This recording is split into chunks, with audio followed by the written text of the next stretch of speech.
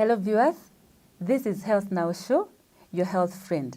And as I say all the time, that this is a show that looks into your health matters, issues that disturb you, conditions that you may have, and some of them you may not understand what it is. My name is Jane Karaoke. I am a counseling psychologist. And on this show, I host different professionals who come with different expertise on various issues in our communities, in our homes, in our workplaces, so that they can help us to live better lives and healthier lives. You can recall what we discussed in our last episode, our part 1. We talked about autism. And on that show, we looked at what is autism. Daktari went on and defined what autism is. We went on and talked about the predisposing factors or contributing factors, or what I was calling causes, but she corrected me and said it is about contributing factors or risk factors. And as we said, we saw that this topic is very, very important. And again, from your feedback, we asked a question that what are some of the things that you see in your child and some of them you don't understand? And on this episode, we are going to look at symptoms of autism.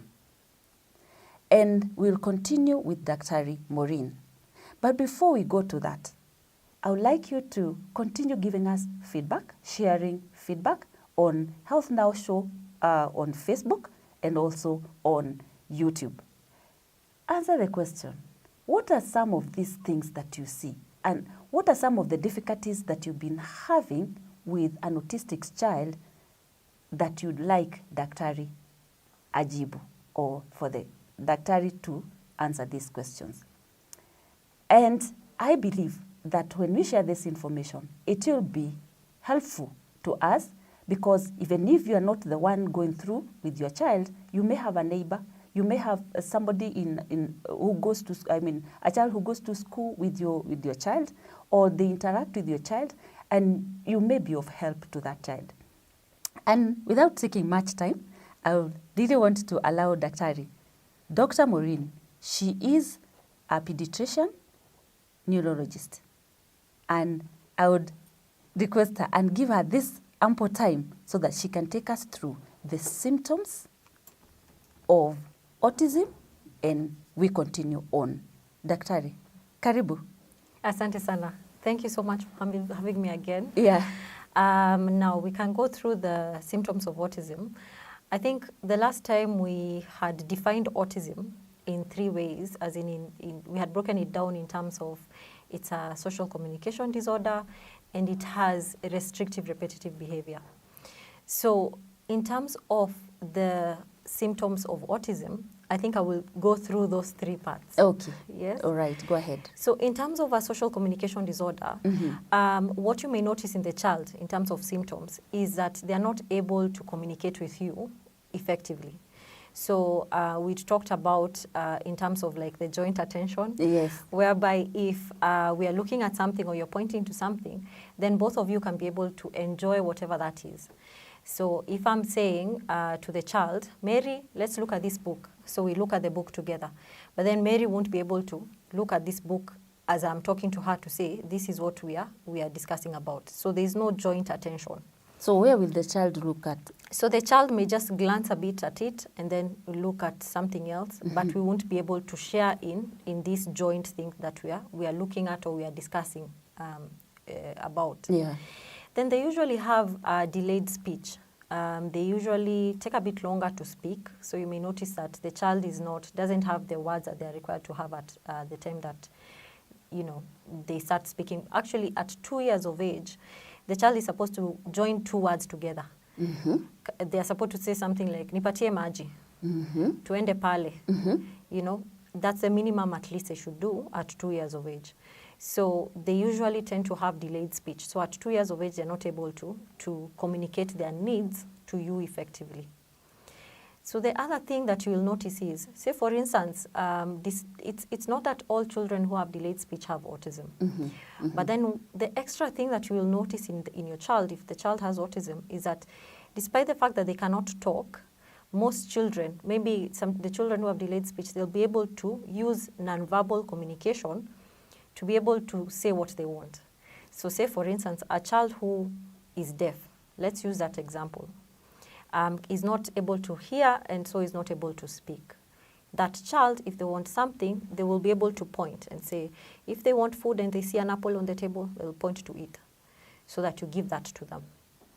A child who has autism will not have this nonverbal communication, will not be able to point that, that's the thing. They may use other methods to be able to get that apple from that table. So one of the ways that we had mentioned last time, they'll come take your arm, use your arm as the tool to pick that apple. But they're not communicating with you. They're not telling you that's the thing. They're using your arm as a tool to pick the apple. They may also, for some children, they may do this, but not exactly point to the object. Okay. Yeah. Yes. Like more general. Yes, more general. They won't do, that's the thing. They will not point to the object. Yes. Well. Yes. Good. So in terms of nonverbal communication, so if, all of us look for other ways of communicating if you're not able to, to talk. So that's a big thing. If you're not able to say what you want without using speech, then that's a problem. That's an issue. Yeah. Then the other thing in terms of social communication is for the children who have autism and can talk. Like the way right now we're talking. Yes. You say something, I say something. Yes. You ask me about something, Yes. I answer accordingly. Yes. But then for children who have autism, they don't have that back and forth. So if you say something, I don't give you a chance to talk. I'll just want to say what I want. I have this pressure to just communicate by myself and give you that information without letting you have a turn to speak. And then the other thing that they may have is that even when they are talking, you'll notice that the content of their talk is very one-sided. They may have, they're just talking about, let's say, books, and they love books. They'll talk about books, books, books, books, books. If you start talking about, let's say, a toy, then they won't want to talk about that toy. They'll just be fixated on that one thing. Because it's like they're thinking straight on one thing. Yes. They're thinking on one thing, and their mind is now focused on that one thing. Yes. Okay. That's why I think most people think that, we talked about the high-functioning people. Yes. So that's one of the theories that because they are very good at memorizing, they're very good at thinking of one thing. Then for the autism patients who are high-functioning, who have that capability, then they can be very good at piano, very good at computers. They will do one thing and excel in that one thing. Yes. And the others are left behind. Yes. Other issues are left behind. If it is piano, if it's violin, it's that. It is that. Yes, that is very true. So the other things like in terms of being able to go have friends, other subjects, so they will have that one thing that is they do very, very well. So in terms of also social communication, there's also the thing of eye contact.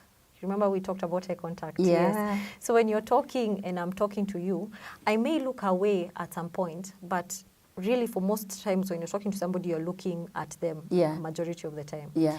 If you notice a child is not actually looking at you when you're talking to them, so they will avoid it. You will notice that you're trying to look at them, but then they'll keep looking away. Then they tend to avoid eye contact. That's a red flag. All children should be able to look at you. And a child who's less than 1 year, you're playing with a child, and then you're looking the child straight in the eyes, they should look at you and smile at you if you're smiling at them, It's also a way of communicating. I'm happy, you're happy, we are sharing in this happiness. Yeah.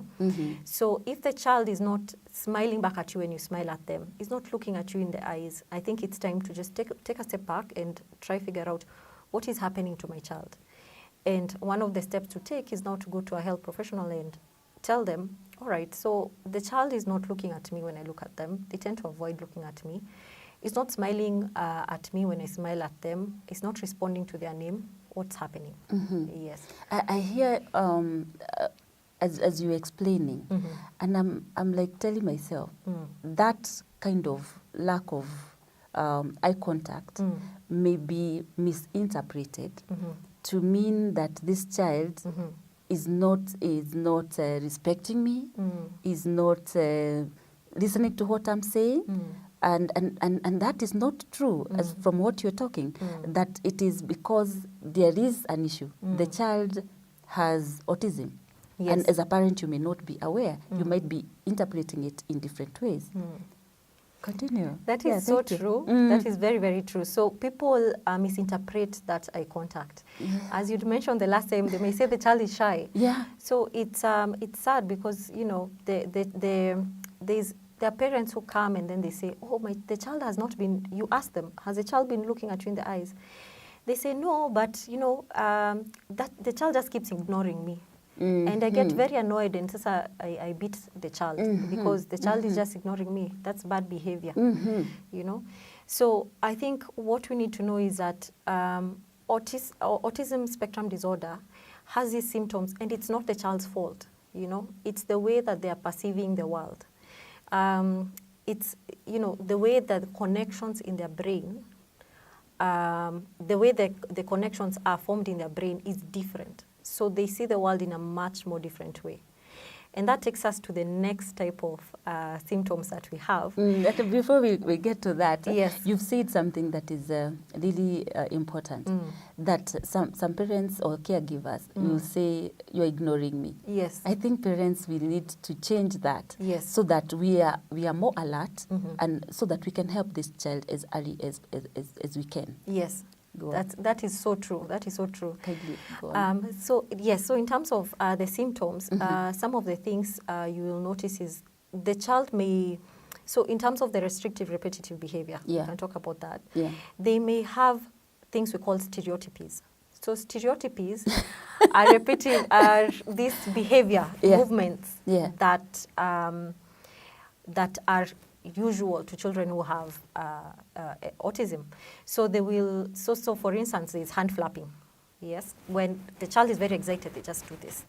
They can be running in a circle, then they just do this. And they're very excited. So that's one of the stereotypes. And they're alone? They're not with others? They're just alone? No, they can, like, let's say, for instance, mom has come home. Yes, oh. Yes, from mom work. has come home from work. Yes. He's not seen her for a while. Yeah. He's very excited. Now, how he shows his excitement is now the hand flapping. So that's usually when the child is very excited, that's what they do. So they may do this and stand when doing this, or they may go in a circle when they're doing this. Yeah. Another stereotypy is like swinging, what do you call it, rocking. Yes, so they may just be, all the time they do this. Yeah, so that's another thing. They may also have other behaviors and movements, like what we call steaming, visual steaming. So the children with autism, some of them, they'll put their hand in front of their face and then keep doing this. And then you're wondering, what exactly are they doing? And there's no mirror. There's no mirror. It's just their hand. Their hand, they keep bringing it close to their face. Others may just do this. Or they do this. So what exactly it is that it's a self-stimulation sort of behavior, whereby when they do that, they perceive movement. They perceive that they're moving. So this behavior, if you see it, I think it's good to find out what's happening. Other children may have, you know, how they look at things. You know, like for instance, if you're driving a car or you're doing something, you will walk like this. You will look at something in front like this.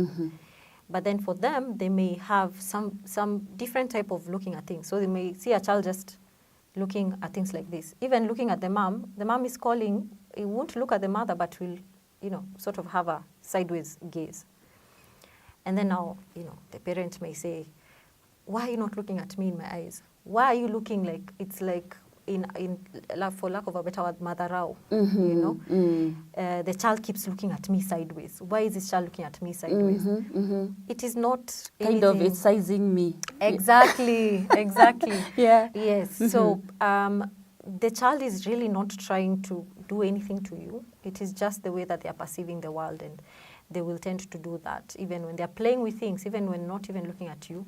When they are playing with toys, they may not play with a toy like this. They may just do this. Yes, when they're looking at things. So in terms of even the perception of things, if you some children are, so in terms of perceptions, we can talk about sensations. Yeah. So like taste, like sounds, so and touch, right? So if a light touch to a child who has autism may feel like pain. Oh. Yes. So if you touch the child, they may perceive it as pain for some children. So different children perceive things different ways. For another autistic child, touch may just be touch. For other children, they want the touch. So those ones are the ones who don't like touch. Then there are those ones who want the touch. So they'll be very huggy. They'll want to be held all the time. You know, they'll go hugging everybody that they see. They're like, this one doesn't know boundaries. No, they're just looking for that touch, because that one is calming for them. Yes.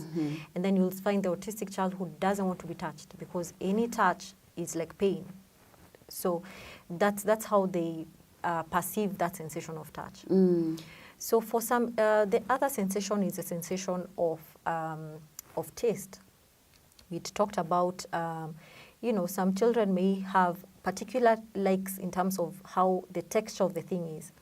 So let me give an example. Like crisps is hard, ugali is soft. So they may not like a particular texture. They may want that hard thing, but then the soft thing they don't like. Or they may like something that is soft, and then they don't like the hard thing. So you may notice that they are picky with foods, yeah, because they don't like the texture of some foods. So because they are picky with foods, they may end up having constipation or diarrhea because of the choice of foods they have chosen. So that's a big issue, because you'll notice that most children who have those issues with taste perception tend to be, you know, less weight. They don't feed well. They have issues with their gastrointestinal issues, so they'll have diarrhea, constipation. They'll be the colicky child. So it's very important to seek medical intervention with that. Also, if you go back to touch, you'll find some children who like the touch will also be, if they enter this room, they'll just want to touch all the walls. They want to feel every single surface. Yeah. And that may be misunderstood once again. That may be misunderstood. Yeah. Huyu anapenda kushika tu vitu chafu, you know. But in everything, we have to look everything at a context, because they have to have most of these symptoms. Okay. Yes. All right. Then the other thing is, you know, in terms of the other sensation, the last sensation now is noise. Okay. If you hear, let's say, a blender, you won't run away. I won't. Yes. Yes, I won't. So for some children, if they hear like a very loud noise, they will just instantly start crying. They will run away to the next room. Yeah. So loud noise for some children is very irritating for some autistic children. Then that loud noise for another autistic child will be calming. So anytime there is a noise, like there's a radio, they'll put it at the highest volume, then go sit next. Because they want that sensation, they want that noise, to hear that noise. Yes. Okay. Yes. Wow. So this we are learning. Yeah. So so those now are the sensory perceptions, how they perceive sensations. Then there's also the restrictive behavior. So they have, we talked about them needing sameness. So they want things in a particular way all the time. So they will want, you know, if it's toys, you may find some autistic children, they will arrange the toys biggest to smallest, or color yellows together, color reds together, like that. If it is, you know, clothes, they will want specific clothes. They don't wear blue. They want to wear yellow, or they don't wear red. They just want that particular type of clothing. If it is, you know, whatever it is, they will want it. Like, for instance, if at the household, supper is at 7 p.m., and then you decide, no, that day, I want them to sleep early. So I want supper to be at 6 p.m. I want them to shower before. And they usually don't shower before supper. It will be now chaos. Oh, because their routine has been destabilized. Yes, the routine has been destabilized. Mm. So if the routine changes, then they get a meltdown because they're used to sameness. Yes, same everything. So for some, they also, in terms of restrictive behavior, they will, some like sleeping with certain toys. There's a toy that they will carry around everywhere, or there's a toy that they will put in their bed, and if that toy is not in the bed, there's no sleeping. It will just be chaos in the house. So there's that, they like repeating things and desiring sameness. Kind of a comfort zone for them. Exactly. Yeah. That is very comforting for them. The scheduling, that's even one of the ways of managing it. To have a schedule is one of the management strategies, because they desire the sameness. Just provide the sameness. Make that a routine. There's eating this time, there's playing this time, there's this time. It gives them calm. Chaos does not work very well. Yes. So when we get a child who has autism, first of all, we have to confirm the diagnosis of autism. So one of the things that we do is that there's a criteria that we see to make sure that the child actually has autism. So as we had talked about it in terms of the definition, we look at and make sure that all the checks have been checked, all the boxes have been ticked, and has met the criteria. Now, there are different tools that we use in terms of making sure that that criteria has been met. And as we talked about it before, autism usually has comorbidities, and these comorbidities are usually the big issues, right? So you can have the medical comorbidities, which is like, for instance, because of the lack of issues with taste perceptions, they may be having constipation, they may be having diarrhea, so we make sure what's happening. They also epilepsy. We said that 20 to 30% of patients who have autism have epilepsy, so we have to make sure that we investigate. So based on that, we may do an EEG. So we know that about it before because of the previous sessions that we've had. But an EEG is an electroencephalogram, and it tells us about how the firing of the brain cells are. So it maps that out so that we can be able to tell whether the seizures are occurring and which types are occurring. We may also need to do an MRI of the brain. So in terms of the MRI of the brain, it will tell us whether we have structural causes that are leading to this autism. So we'd said before that, say for instance, if there are complications at birth, then that will give us the answer as to whether we have autism due to that. If we have certain medical conditions that also affect the brain, we'll be able to tell using the MRI of the brain. If we have any, tumors in the brain, then we'll be able to know by doing an MRI. But it's not that every child who has autism gets an MRI brain, but so that's why we need to look at the specific child that we have in front of us, and then investigate according to what that child presents with. Then other investigations that we do also center around the comorbidities of autism. So we talked about other conditions that occur together with autism, like depression, anxiety. So we also assess for these conditions to make sure that the child doesn't have autism, doesn't have anxiety or depression, and if they do, so that we can be able to manage these issues together. And also in terms of investigations, so say for instance a child has autism and has epilepsy, and we think it's a metabolic condition, so we will do a metabolic panel to just make sure that a metabolic condition is not what is causing this. And it is at this point I think I need to mention that I've seen a few parents coming, and then they say that they were doing a metabolic test, whereby they were told to touch. What was it? They were touching something that will tell them how the metabolism of different vitamins, different carbohydrates is. Please, there's no test where you touch something and then it gives you results. Yeah, because I think people are preying on the vulnerability of these parents. And I think it's very unfortunate that that is happening. So just to say it again, there is no blood test that is going to tell you whether your child is autistic or not. There is no test that you're going to touch that is going to tell you whether the child is autistic or not. So please don't be misled by people who say, oh, we're going to get a little bit of blood, tell you this is autism. No. We're going to make you touch a machine that is going to, to tell you, there's no that test that will tell you this or the other. Yeah, you need a wholesome approach to everything. And again, the EEG is electrodes that are put on your head, so it's not something you're really touching. And then the MRI, of course, you know about the MRI brain, where you take pictures of the brain. But that is going to tell you about the causes or what is the risk factors, not to tell you that this is autism. This is autism is done by a medical professional using the tools that they have available to them. Yes. Wow. So those are some of the tests that are kind of confirmatory tests.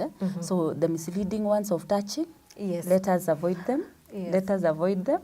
Let us go to the professional, because I believe they have what it takes so that they can be able to help us more. Daktari, let us go to management. Yes. How do I manage my autistic child? Yes. All right. So I think the first thing to say is that autism is a lifelong condition, and it's not something that we are trying to cure. It's not something that we are trying to say that we are removing the autism. No, it is a lifelong condition. So what we are trying to do is help the child to be able to thrive and reach their fullest potential. Yes. So in terms of the management, what we are really managing are these other behaviors. So for instance, a child who is aggressive and has autism, then what we can do is make sure there's different medications that we can give to help make sure that the child is not aggressive. Let's talk about the social communication issues. So the child is not able to say what they want, is not able to talk. So we work in collaboration with speech therapists, work in collaboration with occupational therapists and physical therapists to make sure that the child is able to thrive in this environment. Yes, they're perceiving pain, touch in a different way, they're perceiving taste in a different way, but all these through therapies, different forms of therapies that you will be guided by your health professional, you can be able to follow that up and get the correct management. Then the other thing that we manage is the comorbidities. So we've talked about they may have sleep disorders. Yes. So they may be unable to sleep at night, so they stay awake the whole night. There is management for that, both medical and non-medical, non-pharmacological, let's use the word non-pharmacological ways. So where we are not giving medicine for it. Yeah. There's also management of the depression that may come with it, management of anxiety, and that may also require use of medication for the management of that. And usually we also try to talk to the parents about things that they may do inside their home, even away from the therapists and all these medical things. We talk to the parents and tell them, what is it that you can do in your home so that you can create an environment that is conducive for your child to thrive. So we talked about how they love sameness. They want routine. So if, for instance, you've changed the nanny, it's a problem. Because now they've gotten attached to this one person. So if you changed the nanny, then they may have a meltdown, you may have, a bit of a problem adjusting. If you change, that doesn't mean that you keep the same nanny. But then sometimes it's you have to change. Sometimes you have to change. Yeah. So we also talk to them about coping mechanisms, about how to be able to understand the child, because we have to create an environment where the child is able to meet their full potential. So, like if they shower at this time, please make sure they shower at that time. They eat at that time. There is a schedule. There is a pattern. To make life much easier. The other thing that I think I interrupt you a bit. Sure. I'm looking at the routine. Yes. To help them manage. And I'm telling myself, probably you're taking a holiday. And you're going to a new environment. Does it have any effect on this child? Yes. So for most children, you will notice that, you know, like for instance, if you're taking a holiday, you're changing the whole environment. They may have resistance. They may not want to do what you're doing, to do the, you know, to change their environment. Let me give an example of coming to clinic. Yes. Yeah. Oh. So yes. So for a child to come to clinic for a session, to like if I've booked a patient and I've told the mom, let's see you at 10 a.m. on this particular day. Mm-hmm. The child will throw a tantrum because they don't want to enter to go to a different environment. They may throw a tantrum. So I usually tell the parents, prepare your child. If it's an older child, you have to prepare them and let them know, this is what we are doing. We are leaving the house to go to see this doctor, yeah? And this is what we are expecting. We will do this, and then we'll do this, we'll do this, we'll enter this car, and then we will go there, and then meet this doctor. And then after that, this. You have to be aware that, you know, as in it's a child who you will need to prepare if you're doing any changes in their routine. So if it's an older child, you have to explain to them, yes? If the child is not old enough to be able to understand that this is what we're going to do next, then you have to make sure that they are with the things that they are used to. So similar things. So things that are, you know, familiar and comfortable to them. So if it's that toy that the child loves going with, it would be so sad. You've removed the toy, and then you're changing the environment. You're just creating a, you know, a sort of a scenario whereby there'll be a lot of resistance. So if they're coming to clinic and they have this toy, yes, let them come with it. Yes, please. Yes, it will make even our work easier because they will be less irritable. They will be less aggressive because there's this thing that is giving them comfort and they want to stay with all the time. Okay. Yes. Let's go on. So in terms of like, you know, management, it's managing all these things that come together with the autism. There's one time that I got a child who came to clinic. Yeah. And then the mother had specifically brought the child for one thing. They were told that the mother was very concerned that the child is eating clothes. So the child is eating clothes. So the child used to just, you know, chew on the clothes. There's a lot of saliva everywhere. And the teachers are like, no, mom, this has gotten out of hand.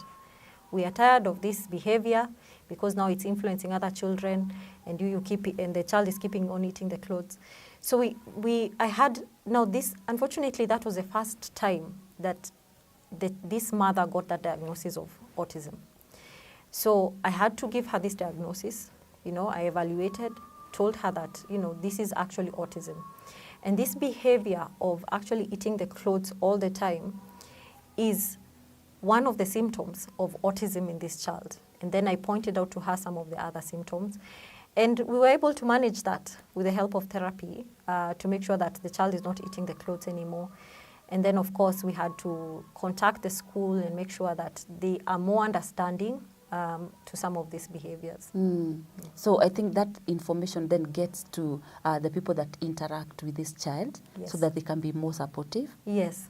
I've never heard about eating of the clothes, and that is really probably an eye opener to many parents that they may probably some have seen, and wanasema, kwa nini, why are you just unachafua nguo? I mean, why are you eating your sweater? Why are you eating your shirt and all that? And sadly to say, it's because the child is autistic. Yes. And you're not aware. Yes. And I think that is why it is very, very important for us when we are talking about these symptoms and even how to manage. Because if that now is known, that when the child is eating the shirt, eating for lack of a better word, or even sucking yes, it, chewing it, yes, yeah, it's a sign, and it will help in management. Then I think this will have really communicated to us, to our viewers. Okay, tuendelee. Right. So so some of these behaviors, some of these perceptions of taste, of noise, of taste, like even the clothes, of noise. Some children may want just to walk naked because they don't like the feel of cotton on their clothes. So all these things are manageable. We can be able to manage to create a thriving environment for your child. Yeah. And then, of course, the ones who are, who love specific things, we drive them towards those things. So, for instance, if they love piano, they are very good at piano. They can be the best piano player in the country, just help them do what they love doing, and then they will be very good at it. Support them. Yes, support them fully. Support them fully. There's this misconception that apparently children who have autism have intellectual disability, that all children who have autism have intellectual disability. So the fact that your child is not speaking to you does not mean that your child is not understanding and is not intelligent. That's not true. So it is very good to be aware that these children, it's only, like 25 to 30% who have intellectual disability. And we actually, as healthcare professionals, look for it and manage appropriately. But there's also this larger group who don't have intellectual disability and can actually have jobs, lead fulfilling lives. I mean, we have colleagues who are autistic. Yeah. You may not notice it, but they do have autism, but they are good at what they do. Yeah. Because they are good at memorizing. They are good at doing specific things in a specific way. So repetitive behavior. So may be very good at computers because it's numbers all the time. Numbers. Yes. I have a friend, a young man who is autistic, and when I give him work, or to write, yes, his handwriting is perfect. It's so nice. Yes. Everybody who is working with him will say that so and so writes so well, so clearly, and you just want to give him work to do that, and he will concentrate and do that work. That is what you're saying. Yes, that's exactly what I'm saying. And for your friend, what you can, there's, people there are different types of jobs. And one of the jobs is calligraphy. He can get into calligraphy, like do art for cards, things like those, and actually make a really good living out of it. Wow. Yes. There's a lot of positive that can come from it. Yes. Okay. Continue with some of the misconceptions. Yes. So, so some of the misconceptions is also that children who are autistic cannot be able to live full lives and be able to thrive in the world.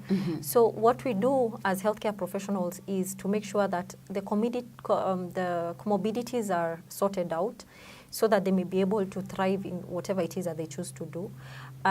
So for the ones who have intellectual disability, we give them help in that, and then also we help to lead parents to like the technical work that, for those ones who like technical work, we can be able to take them to connect them to those places that they can be able to do that. Another big misconception is in terms of what causes it. Yeah, so people will say that autism is because of, traditionally, somebody will say that amerogwa, somebody did something wrong, that has caused the child to be autistic. So not at all. So that is not the case.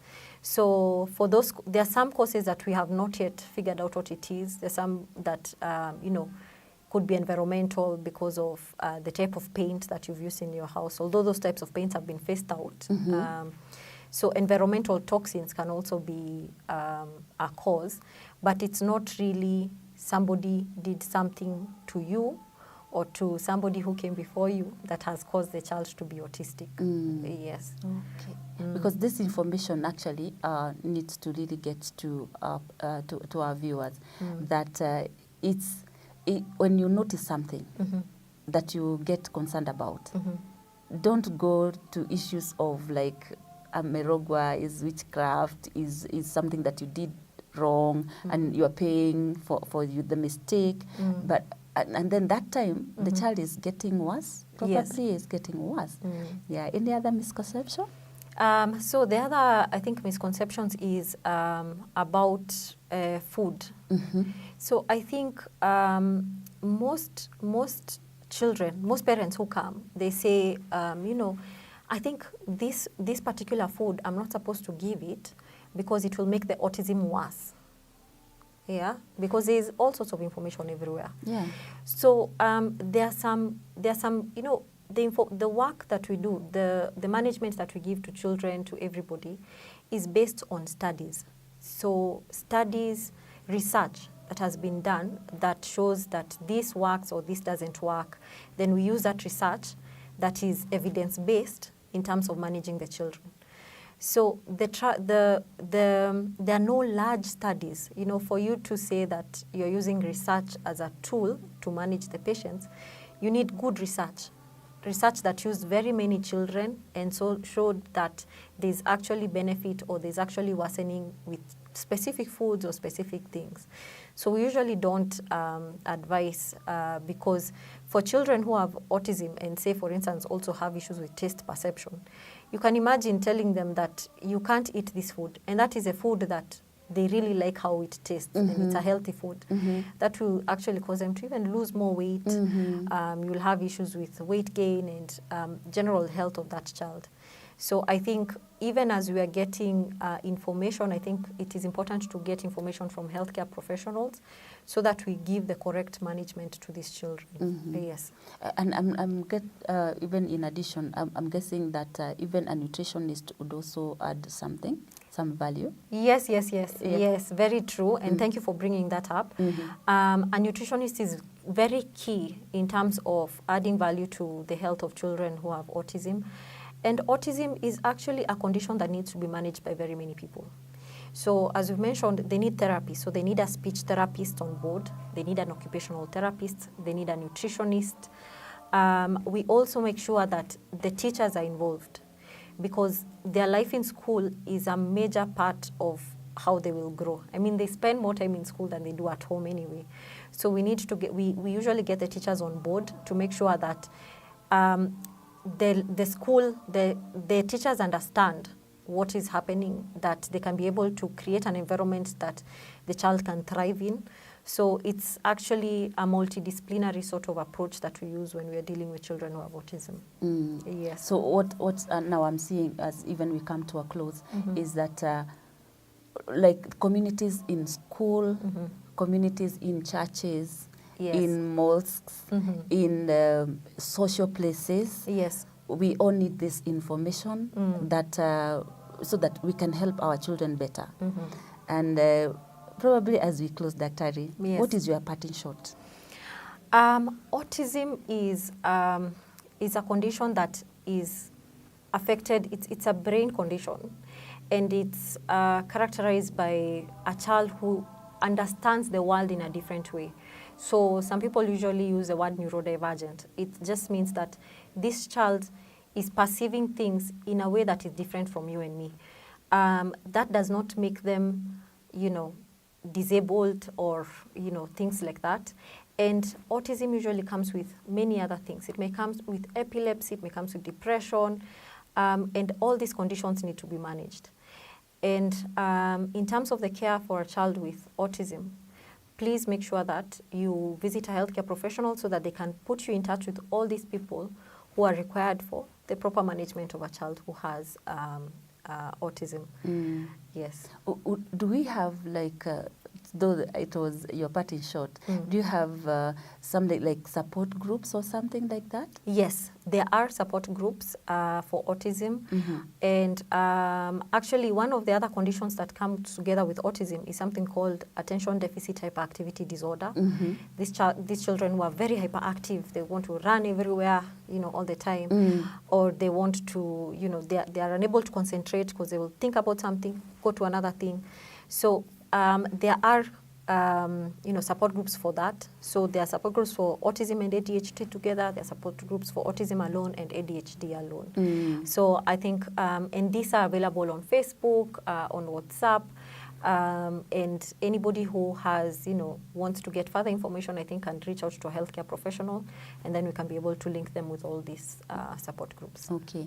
And at that point, kindly share where parents can get you, or where guardians can get you, caregivers can get you, so that if they have noticed something in their children, they can be able to get help. Okay. Kindly share. All right, so I'm available in Kiambu Doctors Plaza, and my contacts will be displayed at the bottom of the screen, and you're welcome for any consultation and even for support for your child. Thank you so much, Dr. You're welcome. It's been really a pleasure to have you. Thank you so much. And to really get to learn so much, and for our viewer to really learn so much. I believe that is really helpful for all of us.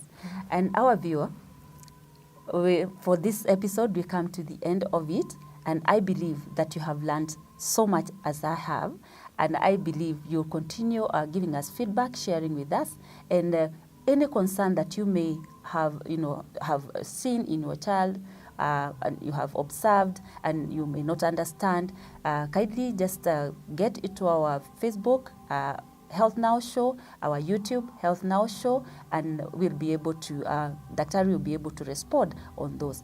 Because we are living in a community, we are living in, our children are going to school, wherever they are, and some things you may not understand, let the professional help us. And I believe that we'll be able to live healthier lives. Today we have talked about autism. The previous episodes we have talked about epilepsy, and our next episode upcoming is going to be on cerebral palsy. I'm sure you'll be waiting for it, as I am. Until then, thank you so much. Have a blessed time. See you then when we come next.